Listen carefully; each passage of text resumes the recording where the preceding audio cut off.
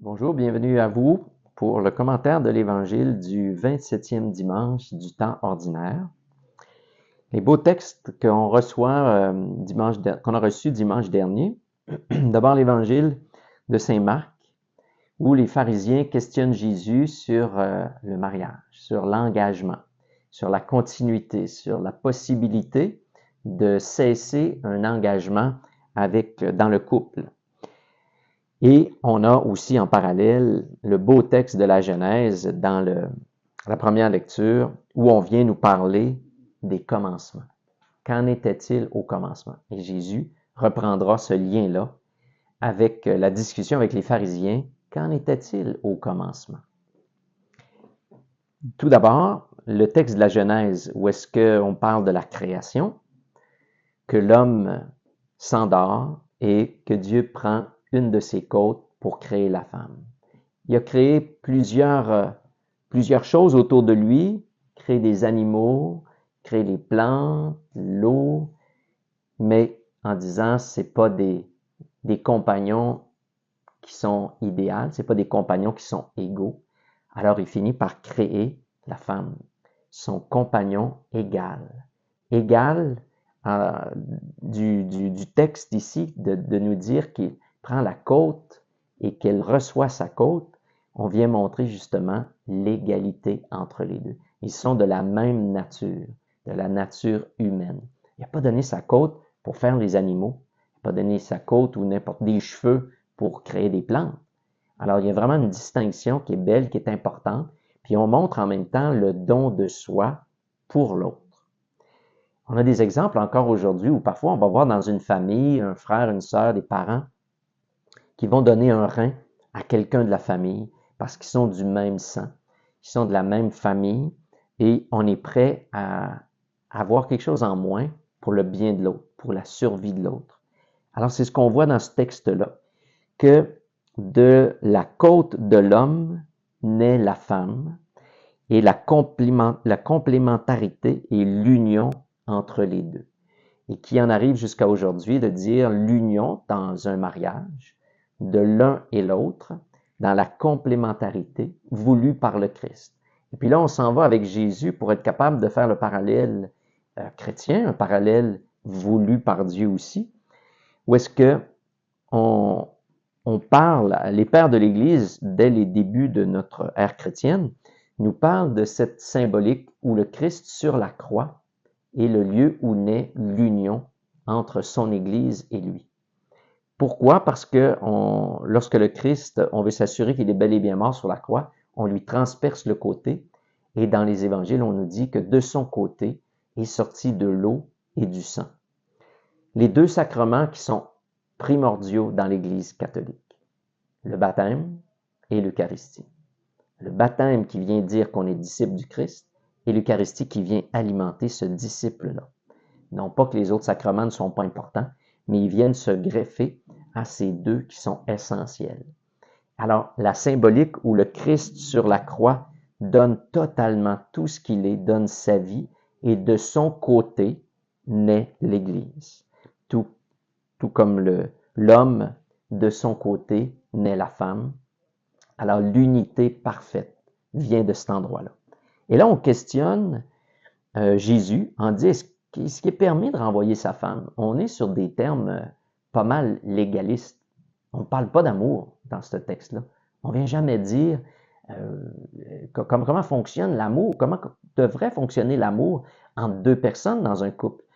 Quoi faire lorsqu'on ne perçoit plus l'amour? On ne questionne pas Jésus à ce niveau-là, mais on veut un règlement légaliste en disant on a le droit, puis toi, es-tu d'accord avec ça, Jésus? Alors Jésus les questionne, qu'est-ce que la loi dit pour les faire s'installer sur quelque chose de solide, selon eux?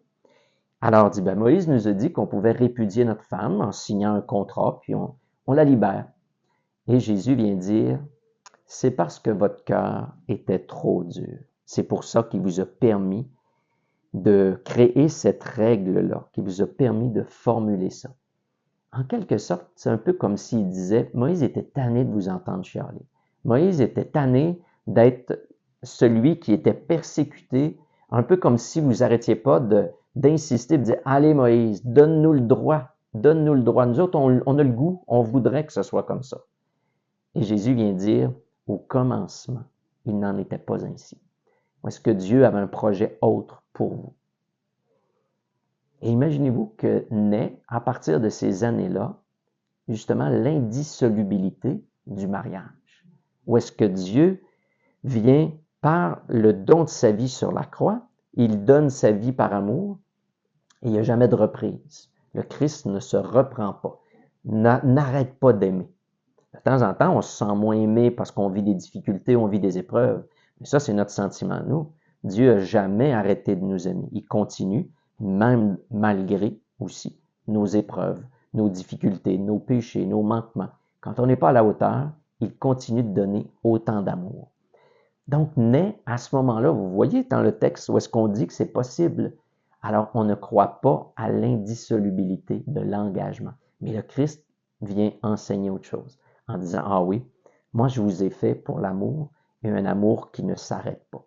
Et à vous de le travailler. Et un amour dans un couple se travaille avec le Christ. On ne peut pas s'imaginer qu'on va être capable, juste par la force, par nos petits efforts humains, de passer au travers. Alors, il vient dire, j'ai trouvé important ce mot-là, de dire, qu'en était-il au commencement? Revenir souvent au commencement, au début. Sur quoi on fonde un paquet de choses dans notre vie. Revenir au commencement dans le sens de dire, revenir à ce que Dieu veut pour toi. Il y a un projet, il y a un plan particulier.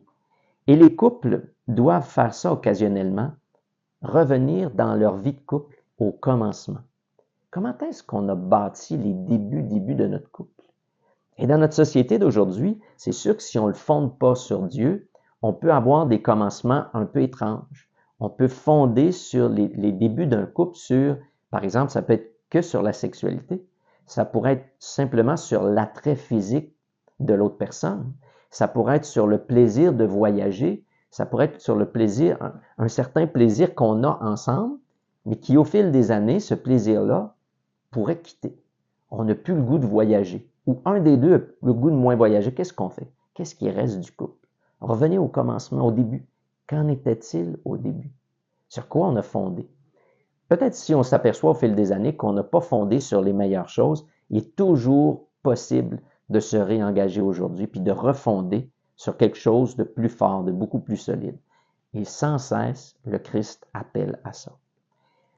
Et l'évangile de Saint Marc, chapitre 10, 2 à 16, à la fin, dans la lecture longue, à la fin, il y a un bel exemple qu'on pourrait dire déconnecté un peu du début de l'évangile, où est-ce qu'il parle de l'engagement de l'homme et de la femme.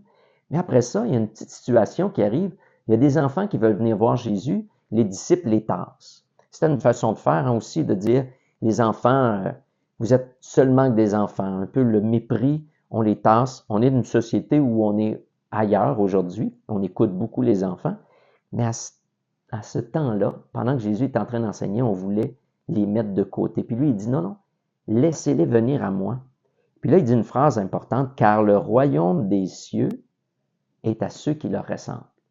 Qu'est-ce qu'il est en train de nous enseigner? Qu'est-ce que fait l'enfant? Première chose, s'il est enfant de quelqu'un. Alors, rapport avec les parents, ceux qui lui ont donné vie à cet enfant-là. L'enfant n'arrive pas de nulle part. Même si des fois la science va faire une création d'un enfant en laboratoire, mais elle va toujours quand même partir de la matière de l'homme et de la femme. Mais il y a toujours un parent, qu'il soit connu ou pas, il y a toujours un parent. Donc l'enfant est celui qui est en lien avec ses parents. Et deuxièmement, qu'est-ce que fait l'enfant? L'enfant, il est celui qui est enseigné par les parents. Ce sont eux qui transmettent tout à l'enfant. C'est eux qui leur permettent aussi de se sentir aimés, de sentir leur liberté, de sentir qu'ils sont importants à leurs yeux. Puis après ça, on transmet toute l'éducation, tout ce qu'il y a de plus beau, on le donne à l'enfant. Que ce soit aussi autant dans les sports, dans les activités artistiques, mais on transmet quelque chose à notre enfant, nos passions à nous. Donc, dans la transmission, Alors on regarde la symbolique où le Christ veut nous amener. Vous êtes enfants de Dieu, enfants du Père. Ça, c'est le premier lien. Le royaume des cieux est ouvert à vous quand vous vous comportez comme un enfant. Non pas du côté de l'immaturité, c'est pas ça que Jésus veut faire référence. Il veut faire référence à garder votre filiation avec le Père. Vous êtes ses enfants. Deuxième chose, il vous enseigne, il vous transmet. Il a quelque chose pour vous. Si on ne reconnaît pas Dieu comme étant notre Père, on n'écoutera pas son message. Mais s'il est notre Père, on va essayer de travailler notre docilité à son enseignement.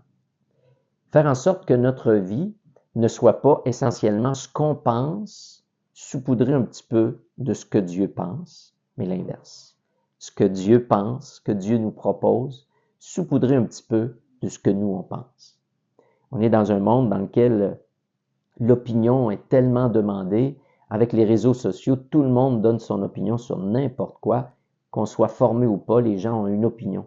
C'est peut-être pas toujours idéal, mais on dirait qu'il y a un réflexe dans notre société où l'opinion devient quasiment à la place de Dieu. C'est mon opinion qui compte. Et le chrétien, le disciple, n'est pas celui qui dit c'est mon opinion qui prime, mais c'est le projet de Dieu qui est au centre. Alors, comment est-ce que je vais l'accueillir encore plus cette semaine, ce projet-là? D'abord, c'est en lisant toujours la parole de Dieu, rester connecté à cette parole qui nourrit, qui enseigne comme un vrai Père.